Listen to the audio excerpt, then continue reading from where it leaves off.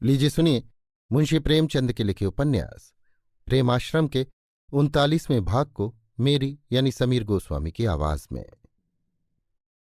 सैयद ईजाद हुसैन का घर दारानगर की एक गली में था। बरामदे में 10-12 वस्त्रविहीन बालक एक फटे हुए बोरिए पर बैठे करीमा और खालिक बारी की रट लगाया करते थे। कभी कभी जब वे उमंग में आकर उच्च स्वर से अपने पाठ याद करने लगते तो कानों पड़ी आवाज न सुनाई देती, मालूम होता बाजार लगा हुआ हो। इस हरबोंग में लौंडे गालियां बकते, एक दूसरे को मुंह चढ़ाते, चुटकियां काटते। यदि कोई लड़का शिकायत करता तो सब के सब मिलकर ऐसा कोलाहल मचाते कि उसकी आवाज ही दब जाती थी। बरामदे के मध्य में मौलवी साहब का तख्त था। उस पर एक दढ़ियल मौलवी लुंगी बांधे, एक मेला कुचेला तकिया लगाए अपना मदरिया पिया करते और इस कलरव में भी शांतिपूर्वक झपकियां लेते रहते थे। उन्हें हुक्का पीने का रोग था। एक किनारे अंगीठी में उपले सुलगा करते थे और चिमटा पड़ा रहता था। चिलम भरना बालकों के मनोरंजन की मुख्य सामग्री थी। उनकी शिक्षोन्नति चाहे बहुत प्रशंसा योग्य न हो, लेकिन गुरु सेवा में सब के सब निपुण थे। यही सैयद ईजाद हुसैन का इत्तेहादी यतीम खाना था। किंतु बरामदे के ऊपर वाले कमरे में कुछ और ही दृश्य था। साफ सुथरा फर्श बिछा हुआ था, कालीन और मसनद भी करीने से सजे हुए थे। पानदान, खासदान, उगलदान आदि मौके से रखे हुए थे। एक कोने में नमाज पढ़ने की दरी बिछी हुई थी। माला खूंटी पर लटक रही थी। छत में झालरदार छतगीर थी, जिसकी शोभा रंगीन हाड़ियों से और भी बढ़ गई थी। दीवारें बड़ी बड़ी तस्वीरों से अलंकृत थीं।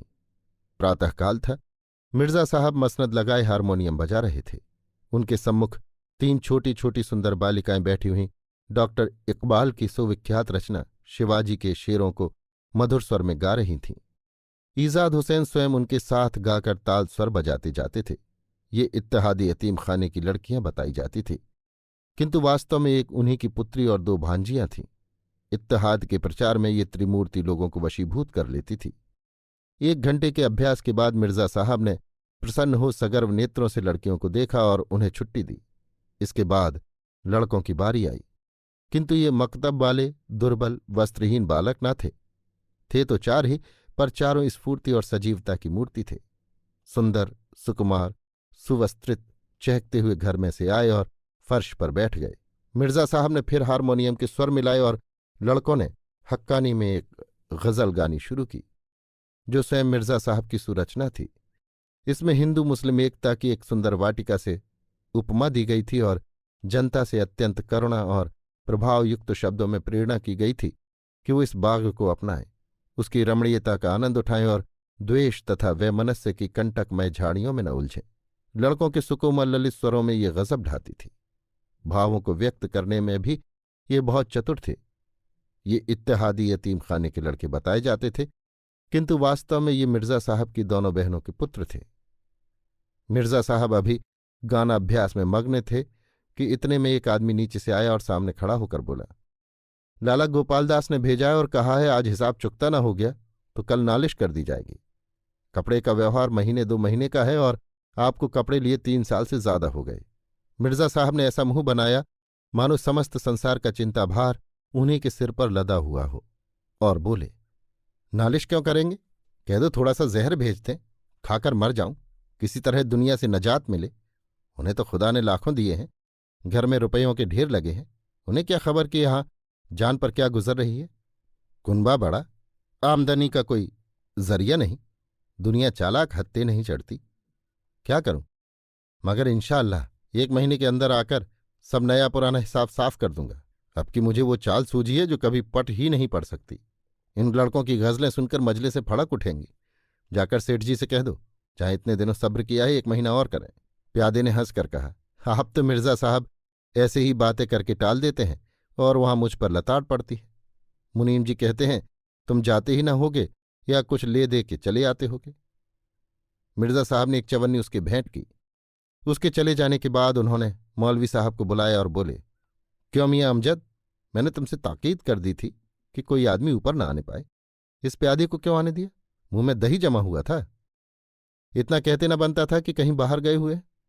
अगर इस तरह तुम लोगों को आने दोगे तो सुबह से शाम तक तांता लगा रहेगा। आखिर तुम किस मरज की दवा हो? अमजद, मैं तो उससे बार बार कहता रहा कि मिर्जा साहब कहीं बाहर गए हुए हैं, लेकिन वो जबरदस्ती जीने पर चढ़ाया। क्या करता? उससे फौजदारी करता। मिर्जा, बेशक उसे धक्का देकर हटा देना चाहिए था। अमजद, तो जनाब सूखी रोटियों और पतली दाल में इतनी ताकत नहीं होती, उस पर दिमाग लौंडे चढ़ जाते हैं। हाथापाई किस बूते पर करूं? कभी सालन तक तो नसीब नहीं होता। दरवाजे पर पड़ा पड़ा मसाले और प्याज की खुशबू लिया करता हूं। सारा घर पुलाव और जर्दे उड़ाता है, यहां खुश्क रोटियों पर ही बसर है। दस्तरखान पर खाने को तरस गया। रोज वही मिट्टी की प्याली सामने आ जाती है। मुझे भी तरमाल खिलाइए, फिर देखूं कौन घर में कदम रखता है। मिर्जा, लाहौल विला कुव्वत, तुम हमेशा पेट का ही रोना रोते रहे। अरे मियाँ, खुदा का शुक्र करो कि बैठे बैठे रोटियां तोड़ने को मिल जाती हैं, वरना इस वक्त कहीं फक फक फाएं फाएं करते होते। अमजद, आपसे दिल की बात कहता हूं तो आप गालियां देने लगते हैं। लीजिए जाता हूं, अब अगर सूरत दिखाऊं तो समझिएगा कोई कमी न था। खुदा ने मुंह दिया तो रोजी भी देगा। इस सुदेशी के जमाने में मैं भूखों न मरूंगा। ये कहकर मियाँ अमजद सजल नेत्र हो उतरने लगे कि इजाद हुसैन ने फिर बुलाया और नम्रता से बोले, आप तो बस जरा सी बात पर बिगड़ जाते हैं। देखते नहीं हो यहां घर में कितना खर्च है। औलाद की कसरत खुदा की मार है, उस पर रिश्तेदारों का बटोर टिड्डियों का दल है जो आन की आन में दरख्त ठूट कर देता है। क्या करूं? औलाद की परवरिश फर्जी ही है और रिश्तेदारों से बेमुरवती करना अपनी आदत नहीं। इस जाल में फंसकर तरह तरह की चालें चलता हूं, तरह तरह के स्वांग भरता हूं, फिर भी चूल नहीं बैठती। अब ताकीद कर दूंगा कि जो कुछ पके वो आपको जरूर मिले। देखिए अब कोई ऊपर ना आने पाए। अमजद, मैंने तो कसम खा ली है। ईजाद, अरे मियाँ कैसी बातें करते हो? ऐसी कस्में दिन में सैकड़ों बार खाया करते हैं। जाइए देखिए फिर कोई शैतान आया है।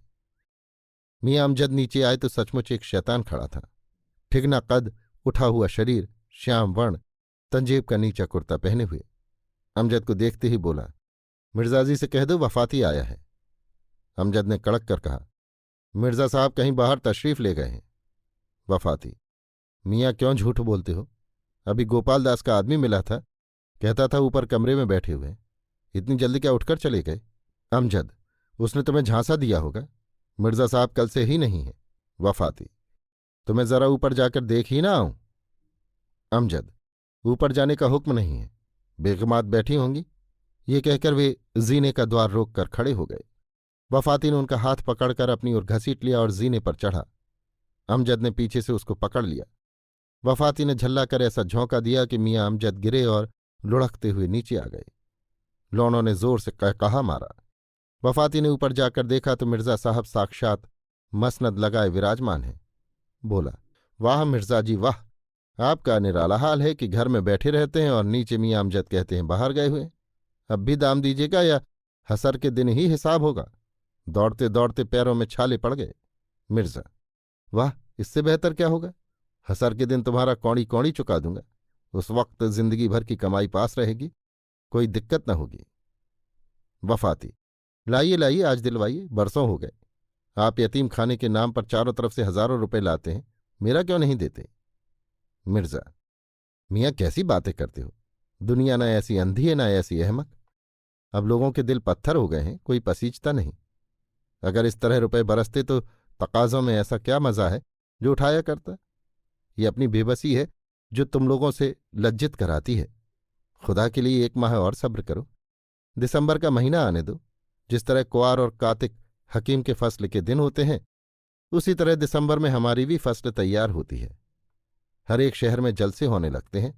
अब कि मैंने वो मंत्र जगाया है जो कभी खाली जा ही नहीं सकता। वफाती, इस तरह हीला हवाला करते आपको वर्षों हो गए, आज कुछ न कुछ हिसाब तो दे दीजिए।